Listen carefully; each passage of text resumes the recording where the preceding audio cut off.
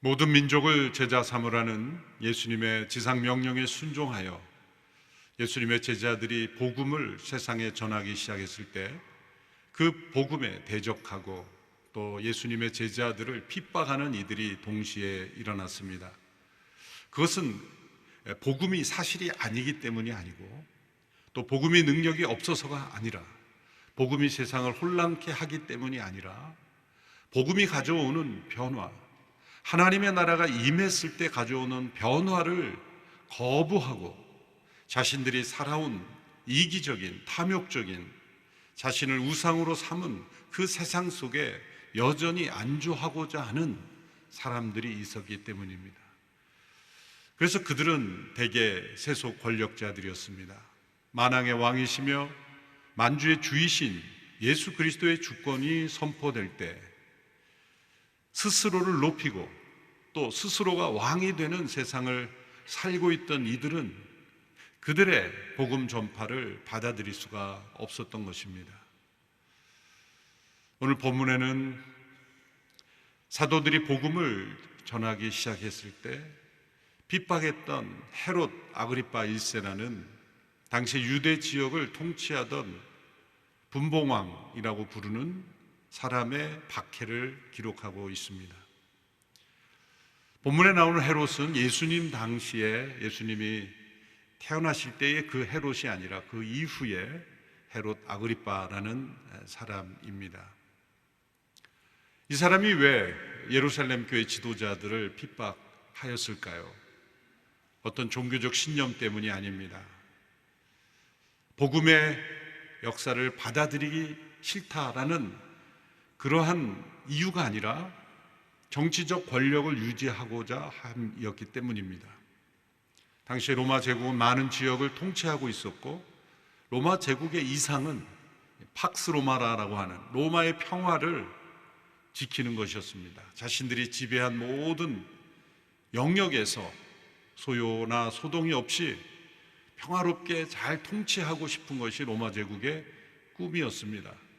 그래서 각 지역을 통치하는 통치자들의 영역에서 소요나 갈등이나 그런 것이 없는 통치자를 로마 제국은 인정했기 때문에 헤롯 아그리파는 로마 제국의 인정을 받고 싶었던 것입니다.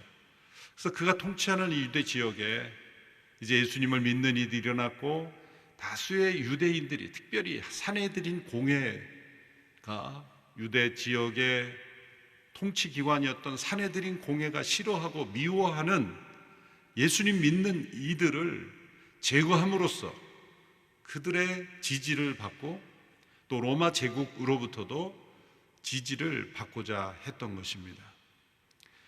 그래서 헤롯 아그리파는 제일 먼저 야고보, 사도 야고보를 처형했습니다.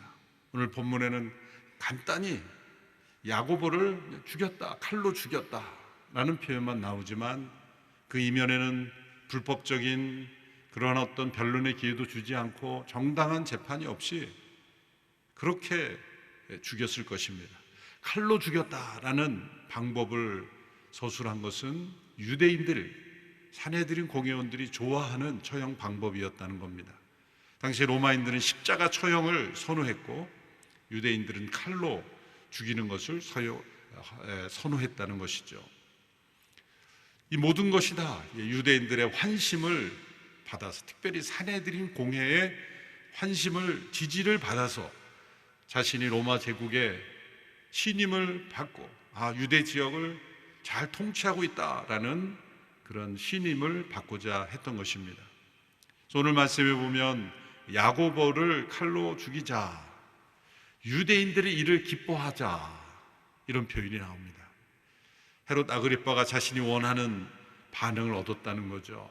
산헤드린 공회원들이 참 잘했다, 우리가 당신을 지지해 주겠다, 그러한 소식을 듣게 되자 이제 더 나아가서 베드로까지 잡아 가둔 것입니다.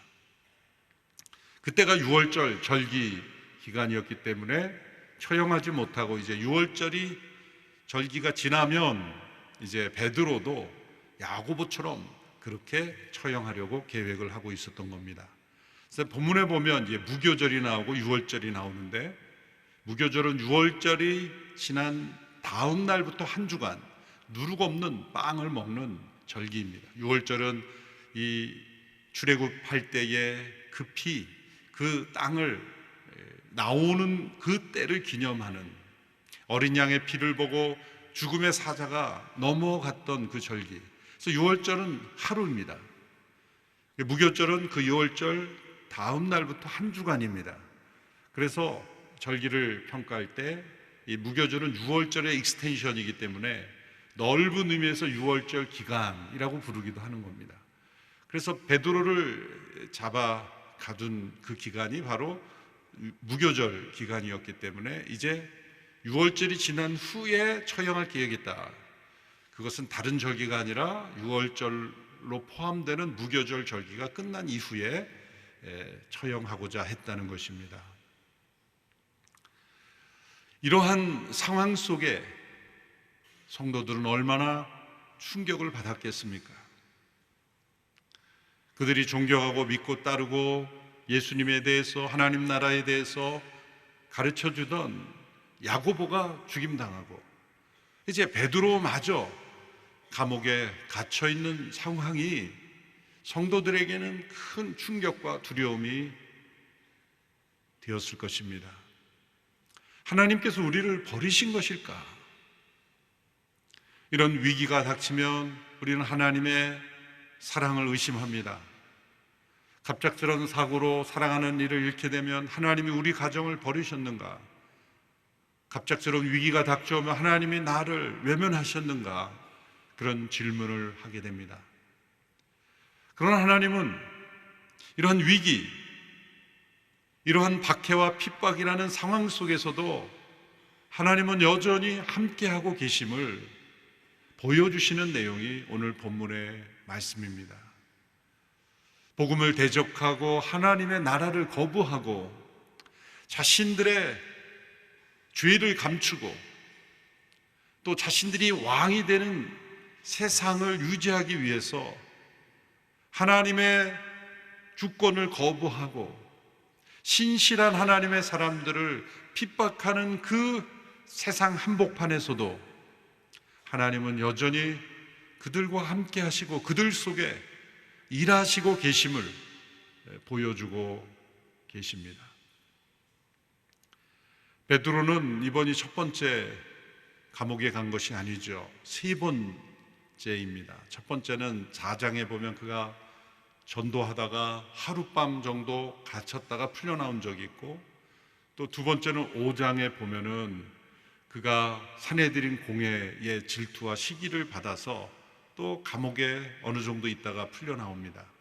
근데 이 두 번 모두 사내들인 공회에 의한 것이고, 사내들인 공회는 베드로를 죽이기로 작정하고 가둔 것은 아닙니다. 위협이 목적입니다.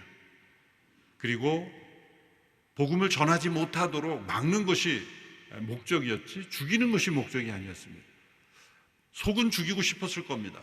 그러나 무고히 그들을 죽이게 되면 민심이 이반할 것을 그 사내들인 공회원들은 알았기 때문에 그렇게 하지 못했을 뿐이죠. 그런데 이 세 번째 감옥에 갇힌 것은 성격이 다릅니다. 사내들인 공회원이 아니라 헤롯 아그리빠에 의해서 이루어진 것입니다. 로마 제국이 임명한 통치자에 의해서 이루어진 것이니 유대인들이 불만이 있어도 함부로 대들지 못하는 그런 막강한 권력자에 의한 것이고, 어쩌면 사내들인 공회원들이 자신들이 직접 하지 못하는 것을 이렇게 헤롯 아그리빠를 부추겨서 청탁을 해서 행했을 가능성도 있는 것이죠.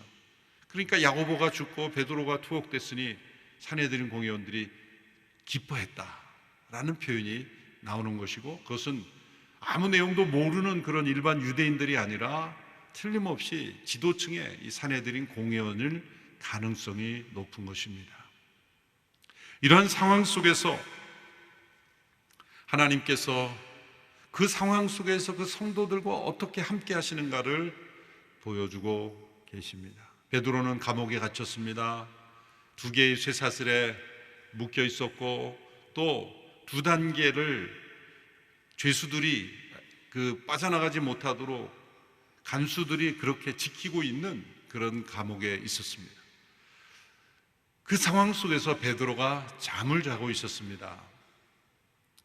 이 말씀이 우리에게 주는 메시지는 이 상황 속에서도 베드로는 평안을 잃지 않았다는 겁니다. 그가 이미 2번씩이나 감옥을 경험해서가 아니라, 또 베드로가 평소에 잠이 많아서가 아니라, 이렇게 잡혀가서 감옥에 갇히면 잠이 제대로 오겠습니까? 그러나 베드로는 담대했고, 그가 하나님과 함께하고 있었고, 또 그리스도의 영이 그의 마음속에 임재하고 있었기에, 두려움이 없었기에 그 감옥 속에서도 잠을 잘 수 있었던 것입니다. 그때 주의 천사가 감옥에 나타나 그 감옥 안을 환하게 비추고 잠들어 있던 베드로의 옆구리를 찔러서 깨웁니다. 베드로를 풀어주실 거면 많은 형태의 기적이 가능하죠. 지진을 일으키고 당황하게 하고 여러 가지 방법이 있을 텐데, 잠들어 있는 베드로의 옆구리를 찔러서 깨우는 그 모습이 저에게는 크게 다가왔습니다. 베드로의 옆구리를 찌르는 그 천사의 움직임이 하나님의 노크이다. 베드로야, 일어나거라. 그를 두드려 깨우는 그 천사의 노크는 하나님의 노크입니다. 그것은 하나님의 함께하심을 알려주는 위로의 노크이다 라는 것입니다. 이 상황을 내가 지켜보고 있다. 이 상황 속에서도 내가 너와 함께하며 믿음의 사람들과 함께하고 있다라는 위로의 노크를 하나님께서 보내주신 것입니다. 고린도 후서 1장에 보면 사도 바울도 많은 고난 속에서 위로의 하나님을 경험하죠. 그래서 그는 고린도후서 1장에서 이런 고백을 합니다.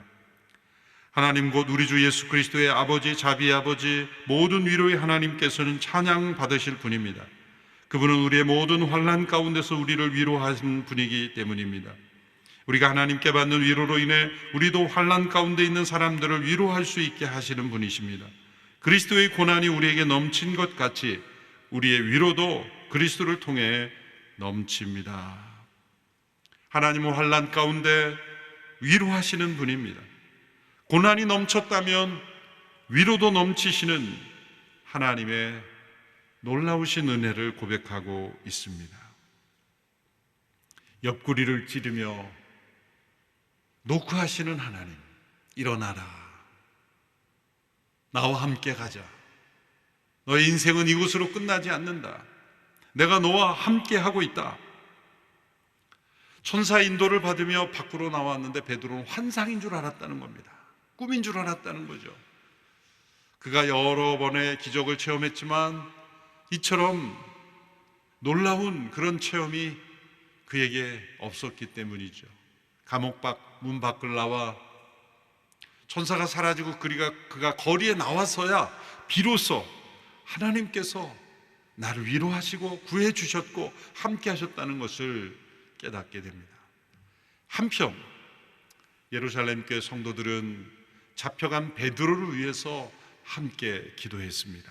5절과 12절의 말씀을 보시겠습니다. 함께 읽겠습니다. 시작. 이렇게 베드로는 감옥에 갇혔고 교회는 그를 위해 하나님께 간절히 기도했습니다. 많은 사람들이 그곳에 모여 기도하고 있었습니다. 교회 성도들은 베드로를 위해 간절히 기도했습니다. 위기 속에서 성도들이 함께 모여 기도하는 것은 하나님이 기뻐하시는 것입니다. 야고보처럼 그렇게 희생되지 않기를 기도했을 것입니다. 그때 성도들이 함께 모인 집을 소개합니다. 성도들은 마가라고도 하는 요한의 어머니 마리아의 집에 모여 함께 기도했다고 말하고 있습니다. 마가라고도 하는 요한, 그러므로 우리는 이 집을 마가의 집이라고도 말할 수가 있겠고, 또 그의 어머니 마리아의 집이다 이렇게 부를 수도 있습니다. 이 집이 바로 예수님께서 승천하신 후 오순절 성령 임하시기 전까지 열흘 동안 그 12 제자들을 중심으로 과했던 집이기도 할 것입니다. 여러 사람들이 함께 모일 수 있는 큰 집이었던 것입니다. 그래서 후에 베드로가 왔을 때 여종이 밖으로 나가 바깥 현관에 있었고 현관과 본체 사이에 뜰이 있었기에 그것은 큰 집이라고 말할 수가 있죠. 그 집에 모여 성도들이 함께 기도한 것입니다. 이 말씀을 보면서 생각난 분이 지금 천국에 계신 고 이상자 권사님이십니다. 우리 이상자 권사님은 한남동의 큰 집을 선교사님들을 위한 중보기도 모임 장소로 제공하셨죠. 선교사님들이 파송되거나 돌아오셨을 때, 또 안식년 왔을 때 함께 모여 식사 대접하고 또 함께 기도하는 일, 그 일을 하나님께서 나에게 맡기신 소명이라고 생각하시고 돌아가시기 전까지 충성되게 섬기셨습니다. 혼자 사시기에 이제 아파트로 가서 사시는 게 편리할 텐데도 이사가지 않는 것은 선교사님들을 위한 중보기도 모임의 장소가 없어지겠다. 그래서 돌아가실 때까지 그 집에서 섬기시면서 이생의 삶을 마치셨습니다. 마지막 떠나시는 그 임종할 때의 모습, 정말 하나님이 그 병상 가운데 함께 하시고 내가 너를 기뻐한다, 하나님께서 그 여종의 모든 헌신을 받으셨다는 것을 느낄 수가 있었습니다. 마리아의 집이 바로 그런 집이었습니다. 늦은 시간이었음에도 불구하고 성도들이 함께 모일 수 있었던 것은 어쩌면 함께 숙식하며 그곳에 머물렀다는 것을 말해줍니다.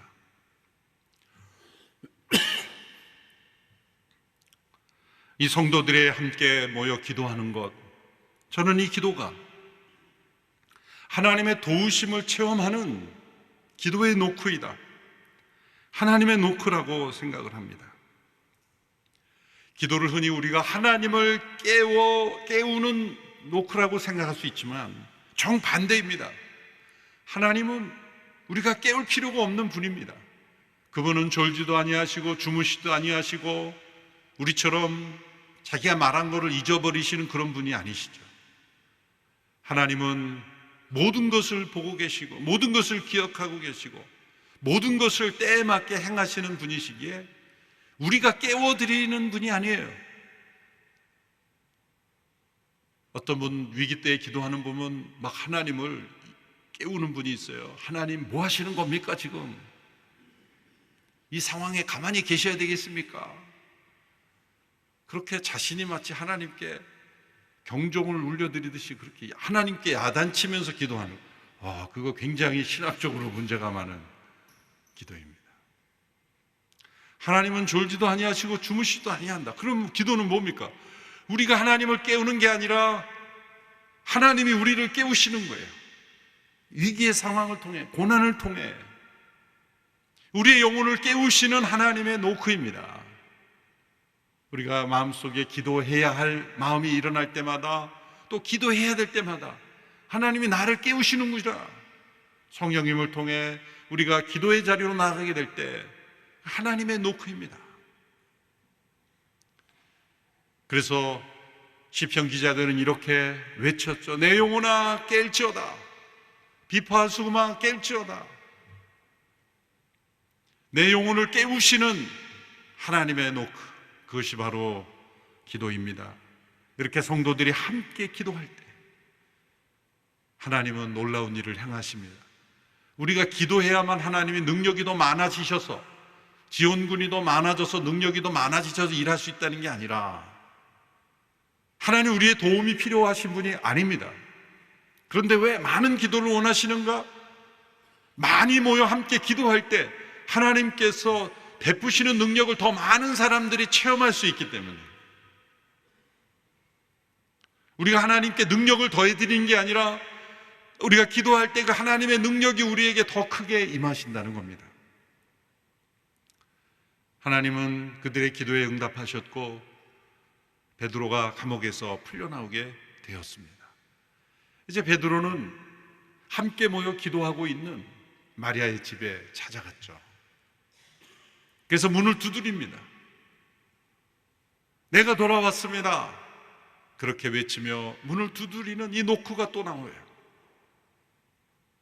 그때 베드로의 음성을 알아차린 로데라는 여종이 문을 열러 뛰어나가다가 누가 왔나 두드리는 소리가 나서 노크 소리에 문을 열러 나가다가 베드로의 소리라는 걸 듣고 깜짝 놀라서 문을 열어 주려 하다가 다시 돌아와서 성도들에게 와서 말한 거예요. 문 열어주는 것도 잊어버린 채 베드로가 오셨습니다. 베드로가 오셨습니다. 그런데 함께 기도하던 성도들이 그 로데라는 여종이 이렇게 말했습니다. 너가 지금 미쳤구나. 아니 자신들이 지금 베드로가 풀어지기를 위해서 간절히 지금 막 기도해놓고 하나님이 응답하셔서 보내주니까 베드로가 왔다는 소식을 전하는 사람을 향해 너가 미쳤구나. 지금 누가 미친 거예요? 하나님의 응답을 믿지 못하는 우리들의 모습이 여기에 나타나죠. 그들이 믿음이 없었다는 게 아니라 실제 우리가 살아가면서 그런 일을 많이 겪습니다. 저도 20몇 년 전 금강병원에 입원한 어느 연세 드신 어르신 가족들이 기도해달라는 부탁을 받고 제가 가서 기도해드렸습니다. 해열제를 먹어도 열이 내리지 않고 힘든 상황에 있습니다. 기도해드렸어요.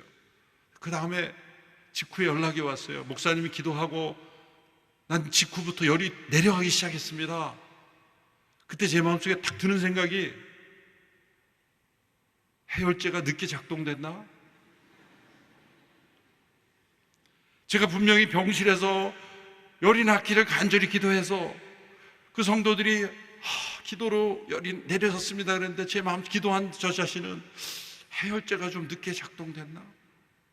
이 믿음 없는 모습, 그것이 바로 우리의 모습입니다. 하나님은 신실하게 기도에 응답하시지만 하나님이 응답하셨다는 걸 믿지 못하기에 보이지 않는 응답이 얼마나 많은지 모릅니다.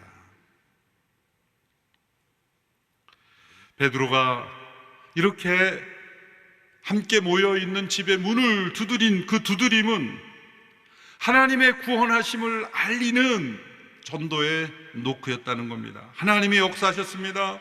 하나님이 우리와 함께 하십니다. 그리고 우리가 해야 할 일이 있습니다. 왜 베드로를 풀어주셨습니까? 여러분, 야고보와 베드로를 대조해 보십시오. 성도들이 야고보를 위해 기도하지 않았겠습니까? 기도 안 했겠습니까? 야고보를 위해서도 기도했습니다. 야고보는 지지받지 못한 지도자니까 뭐 어떻게 되겠지 그러고 하고 베드로가 잡혀갔을 때만 모여서 그거 아니었을 겁니다. 틀림없이 야고보를 위해서도 기도했을 겁니다. 그런데 야고보는 순교했어요. 베드로는 풀려나왔어요. 하나님이 야고보는 미워하시고 베드로는 사랑하시기 때문에 야고보는 순교하게 하고 베드로는 그게 아니죠. 부르심이 다른 것입니다. 어떤 사람은 담대하게 순교를 통해 믿음의 승리를 보여주는 것이고 어떤 사람은 하나님의 기적적인 풀려남으로 인해서 복음을 전하여야 하는 소명을 맡은 자로 더 이 땅에 있어야 하는 것입니다. 하나님의 주권적인 뜻과 계획에 따라 이루어지는 겁니다. 베드로는 그것을 너무나 잘 알았을 겁니다. 자신이 풀려난 것은 야고보다 자신을 더 하나님이 사랑해서가 아니라 복음을 전하라는 이 전도의 소명을 더 주신 것이다. 그래서 베드로가 그 사람 성도들을 만나고 나서 어떻게 합니까? 조용히 하라고 진정시킨 후에 난리가 났겠죠. 그러니까 옆집이 피해를 주니까 지금 다 주무시는 시간이니까 조용히 합시다. 그렇게 안돈시키고 야고보 형제들에게 가서 이 사실을 전해라. 하나님이 행하신 일을 다 전하고 베드로는 즉시 다른 곳으로 떠납니다. 야고보에게 전하라고 해서 앞에 순교한 야고보가 아니라 예수님의 형제 야고보를 뜻합니다. 이때까지 예수님의 형제 야고보는 예루살렘 교회의 중요한 리더십으로 부각되지 않았던 것 같습니다.